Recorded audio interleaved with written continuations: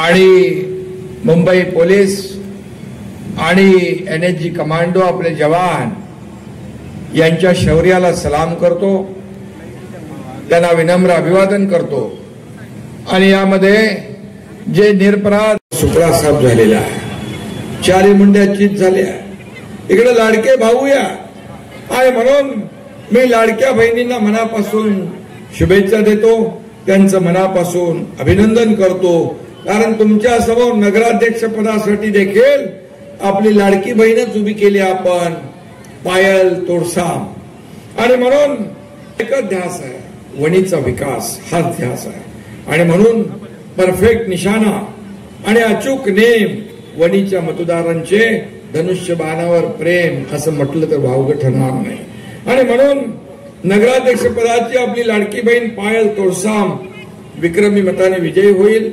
तिने तुमच्याकडे आशीर्वाद आताच मागितले। मी बोलते पण कामातून व्यक्त होईल, मी काम करून दाखवेन, या भागाचा विकास करून दाखवेन। खरं म्हणजे तिला आपल्याला संधी द्यायची आहे। खरं म्हणजे पायल ताई विदर्भाकडून क्रिकेट खेळतात, विकेट घेणं त्यांना चांगलं माहीत आहे आणि त्या चौकार आणि षटकारही मारतात। आणि म्हणून 2 तारखेला त्या विरोधकांची विकेट घेतल्याशिवाय राहणार नाहीत असा विश्वास या ठिकाणी व्यक्त करतो। आणि लाडक्या बहिणींच्या टीमने खरं म्हणजे ही पायलताई वणीतला वर्ल्ड कप जिंकेलच, कारण आता नुकताच वर्ल्ड कप आपल्या टीमने जिंकला।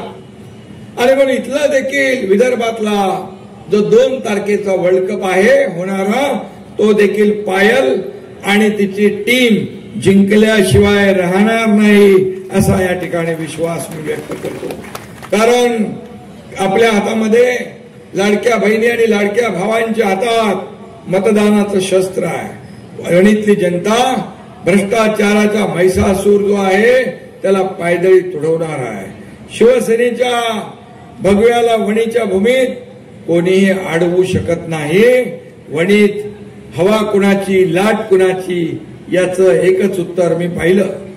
मी थोडं माहिती घेतली, या भागातल्या लोकांनी आता ठरवलेलं आहे, या भागातल्या लोकांनी ठरवलंय की आता परिवर्तन पाहिजे, परिवर्तन विकासाचं पाहिजे। या भागामध्ये जे गेले अनेक वर्ष ज्यांनी सत्ता भोगली त्यांनी किती कामं केली हे तुमच्या समोर आहे, किती विकास केला हा तुमच्या समोर आहे।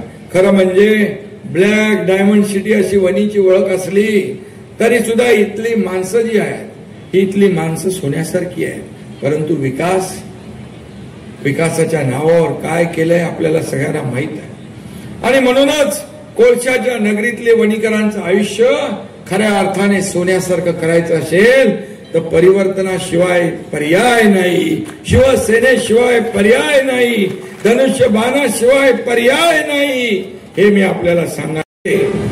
पण जनतेच्या वाट्याला येत आहे ते धूळ, प्रदूषण आणि खराब रस्ते। दिवस रात्र कोळशाची अवजड कोळशाची वाहतूक करणारे ट्रक या ठिकाणी शहरातल्या रस्त्यांची चाळण करतायत। कोळशाच्या धुळीमुळे इथल्या नागरिकांना, लहान मुलांना श्वसनाचे आजार होतात, ज्येष्ठ नागरिकांना श्वसनाचे आजार झालेले आहेत। हा त्रास कमी करण्यासाठी बायपास रोडचं काम आम्ही केल्याशिवाय राहणार नाही, म्हणजे या शहरातून ट्रक येण्याचा विषय संपून जाऊ शकतो। अंतर्गत रस्ते पाहिले सगळे तुटले फुटलेले आहेत, याची देखील चौकशी केली पाहिजे। जिथं जिथं भ्रष्टाचार झालाय तो भ्रष्टाचार इथं उखडून टाकला पाहिजे, कारण हे पैसे तुमचे आहेत, हे जनतेचे पैसे आहेत। आणि या नगर परिषदेमध्ये नगर विकास खात्याने दिलेले पैसे हे जनतेचे आहेत आणि नगर विकास खाते हे तुमच्या एकनाथ शिंदेकडे आहे। त्यामुळे या भविष्यामध्ये जे जे काही करायचं आहे ते आपण केल्याशिवाय राहणार नाही। मी आपल्याला एवढंच सांगतो, लाडक्या बहिणी इथं उपस्थित आहे, लाडक्या बहिणी, लेक लाडकी लखपती, मुलींचं उच्च शिक्षण, एसटी मध्ये 50% सवलत, सगळ्यात महत्वाचं म्हणजे मी मुख्यमंत्री असताना आपल्या सगळ्यांच्या नावापुढं आईचं नाव नव्हतं, वडिलांचं होतं। पण आईचं नाव लावण्याचा देखील निर्णय आपल्या सरकारने घेतला. मी मुख्यमंत्री असताना लाडकी सून अभियान आपण राबवतोय. जिथं अन्याय होईल त्या अन्यायाला लाथ मारून तिथं न्याय देण्याचं काम आपण करतोय. या सगळ्या योजनांमध्ये महत्वाची आणि फेवरेट कुठली योजना असेल तर मुख्यमंत्री माझी लाडकी बहीण योजना. सगळ्यात पॉप्युलर आणि सगळ्यात अतिशय लोकप्रिय आणि यशस्वी झालेली योजना लाडकी बहीण योजना. मी मुख्यमंत्री असताना हा निर्णय मी घेतला, कारण मी गरिबीतून आलोय. मी एक शेतकऱ्याचा मुलगा. सर्वसामान्य कुटुंबातून आल्यानंतर सर्वसामान्य कुटुंबाची अवस्था काय आहे ते मला माहित आहे. माझ्या आईची, माझ्या पत्नीची तगमग मी पाहिली आहे. काटकसर मी पाहिली आहे. घर कसं चालवायचं हे मी पाहिलंय. त्यांच्या डोळ्यातली तगमग, डोळ्यातले अश्रू पाहिले. आणि म्हणून मी जेव्हा मुख्यमंत्री झालो त्यावेळेस आम्ही ठरवलं आमच्या सरकारने की या माझ्या माता भगिनींच्या जीवनामध्ये सरकारच्या वतीने काही ना काही आधार देण्याचा निर्णय आपण घेऊया. आणि त्यातूनच लाडकी बहीण योजनेचा जन्म झाला, शुभारंभ झाला. विरोधक लाडकी बहीण योजना बंद पाडण्यासाठी कोर्टात गेले. कुठं कुठं गेले, म्हणाले चुनावी जुमला, हे का होणार नाही. पण हा तुमचा भाऊ एकनाथ शिंदे मुख्यमंत्री होता, दिलेला शब्द पाळणारा होता. आणि म्हणून लाडकी बहीण योजना सुरू झाली आणि माझ्या लाडक्या बहिणींच्या खात्यामध्ये पैसे जाऊ लागले. मी आपल्याला विचारतो, तुमची ओवाळणी सुरू आहे ना दर महिन्याची? बिलकुल चिंता करू नका. आणि तुम्हाला हेही सांगतो मी, हा तुमचा लाडका भाऊ असेपर्यंत ही लाडकी बहीण योजना कधीही बंद होणार नाही. एवढ्यावर तुम्हाला ठेवणार नाही आम्ही. तुम्हाला स्वतःच्या पायावर उभं करण्यासाठी, आपल्या प्रपंचाला आणखी हातभार लावण्यासाठी योजना, स्वयंरोजगार, महिला बचत गट हे अधिक मजबूत कसे करता येतील, छोटे मोठे व्यवसाय कसे करता येतील. आणि जसं ग्रामीण भागात बचत गटाला अनुदान मिळतं तसं या नगरपालिका हद्दीमध्ये देखील अनुदान कसं मिळेल हे देखील सुरू करण्याचा निर्णय आपण घेऊ. कारण नगर विकास खाते हा तुमच्या एकनाथ शिंदेकडे आहे. आणि म्हणून मी बोलतो ते करतो, दिलेला शब्द पाळतो. आणि म्हणून जेव्हा सीएम होतो त्यावेळी लोक म्हणायचे सीएम म्हणजे चीफ मिनिस्टर. मी म्हणायचो सीएम म्हणजे कॉमन मॅन, सर्वसामान्य माणसातला माणूस. आता लोकच म्हणतात डीसीएम म्हणजे डेडिकेटेड टू कॉमन मॅन. काय प्रॉब्लेम आहे? सर्वसामान्य माणसाचा नेता म्हणून घेणं काय कमीपणाचं आहे? सर्वसामान्य माणूसच आपला केंद्रबिंदू आहे. मगाशी संजय राठोड यांनी सांगितलं, अनेक योजना, शेतकरी सन्मान योजनाही आपण केली, युवा प्रशिक्षण योजना आपण केली. ती देखील जी अडचणी आहेत अडचणी दूर करू आम्ही. महिलांचं उच्च शिक्षण, मुलींचं उच्च शिक्षण जे आहे मुलींचं, त्या मुलींच्या उच्च शिक्षणासाठी या ठिकाणी पायल देखील आपली छोटी लाडकी बहीण आहे. आणि म्हणून पायललाही मी सांगतो की मुलींचं उच्च शिक्षण घेण्यासाठी 50% फी मध्ये सवलत देणार सरकार. मी मुख्यमंत्री झाल्यावर 100% फी मध्ये सवलत दिली. आता वकील, इंजिनिअरिंग, डॉक्टर काय व्हायचं ते होऊ शकतं. कारण एका मुलीने आत्महत्या केली, शिक्षण घेता आलं नाही म्हणून. 50% फी पालकांनी भरायची. पालक फी भरू शकतील की नाही हा तिला ती म्हणून तिने स्वतः आत्महत्या केली. त्यांचं सरकार आहे हे, सर्वसामान्यांचं सरकार आपण म्हणतो. आणि या सर्वसामान्यांच्या सरकारमध्ये एक मुलगी शिक्षणासाठी आत्महत्या करते. कशाला पाहिजे सरकार, कशाला पाहिजे सत्ता? आणि त्यावेळेस निर्णय घेतला आम्ही आणि 100% फी मध्ये सवलत देण्याचा निर्णय त्यावेळेस घेतला. खऱ्या अर्थाने हे सरकार आहे. हे सरकार कुणासाठी आहे? हे सरकार गोरगरिबांसाठी आहे, माझ्या बहिणींसाठी आहे, माझ्या भावांसाठी आहे, माझ्या ज्येष्ठांसाठी आहे, माझ्या शेतकऱ्यांसाठी आहे, माझ्या कष्टकऱ्यांसाठी आहे.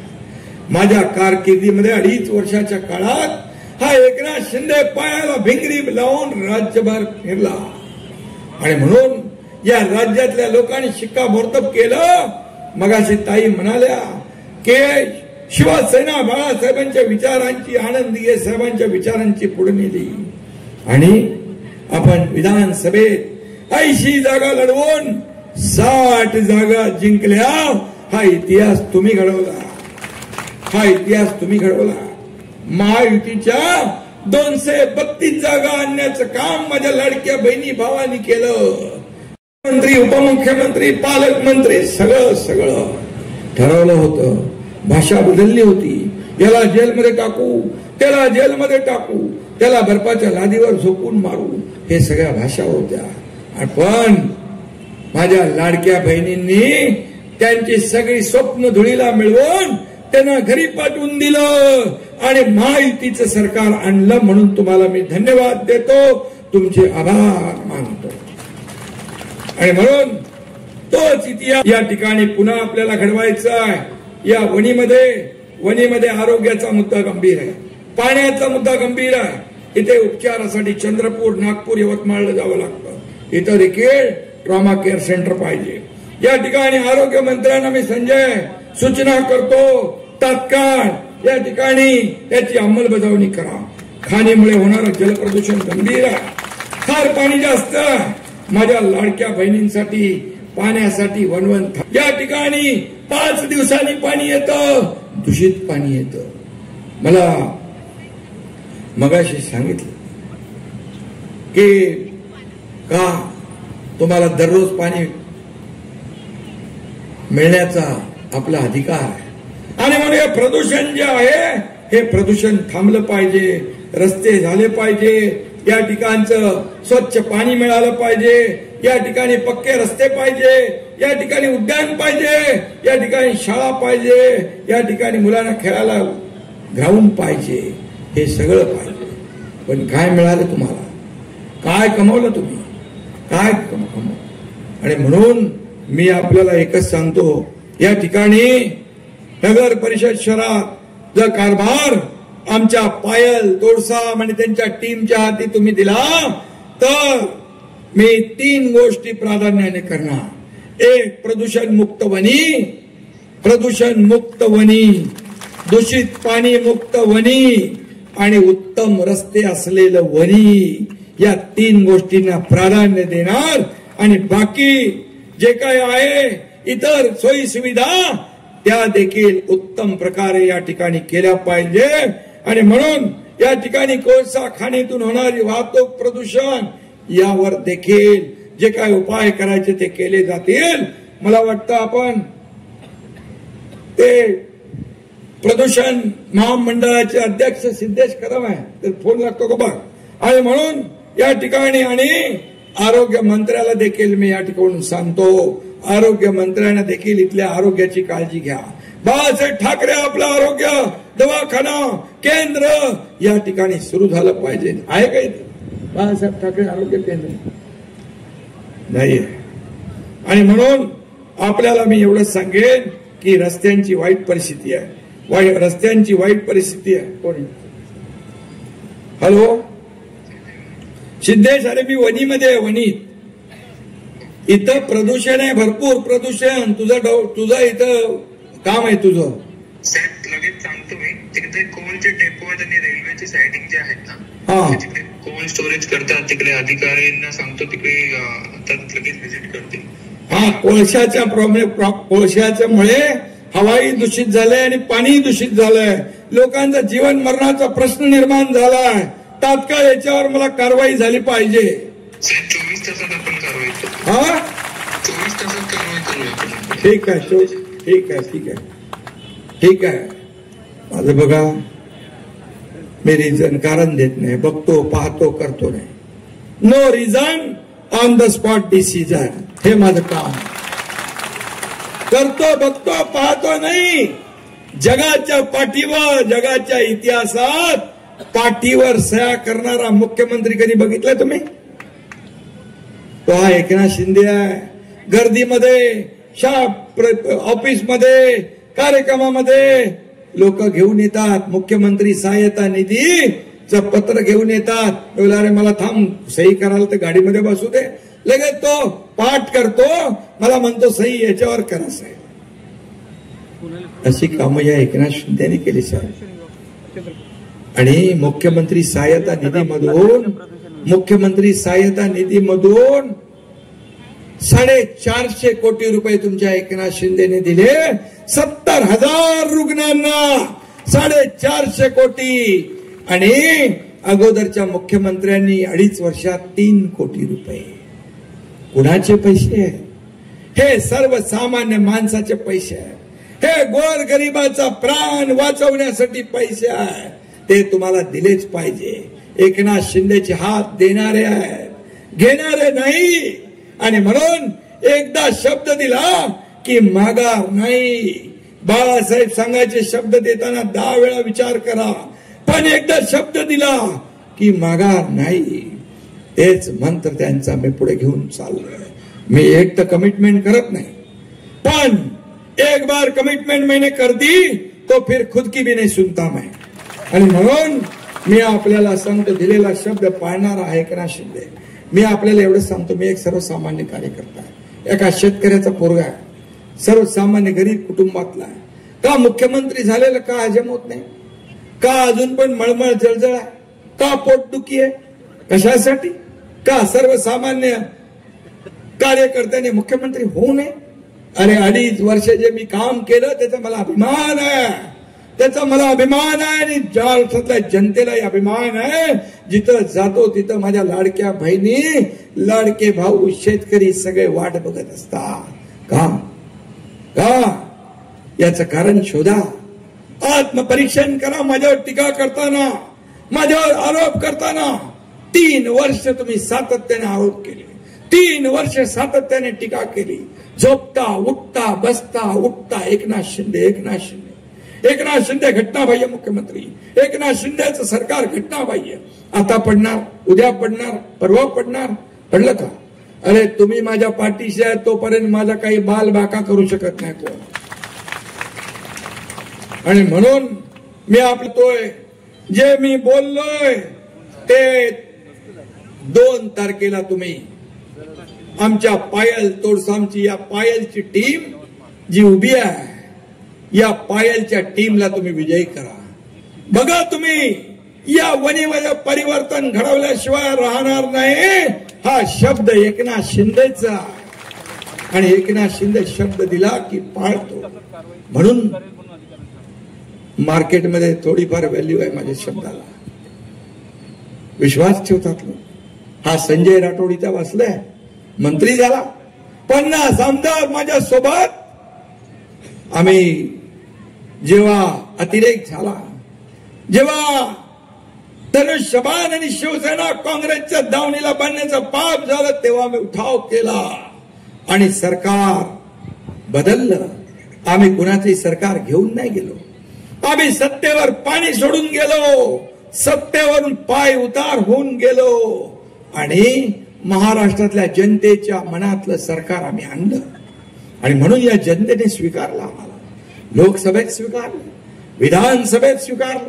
ज्यांनी विरोध केला, ज्यांनी बाळासाहेबांचे विचार सोडले, ते 110 लढले जागा आणि 20 जागा जिंकले. हा एकनाथ शिंदे, मगाशी मी सांगितलं तुम्हाला, 80 जागा लढून 60 जागा विधानसभेच्या जिंकला. हे महाराष्ट्रातल्या जनतेचं प्रेम आहे.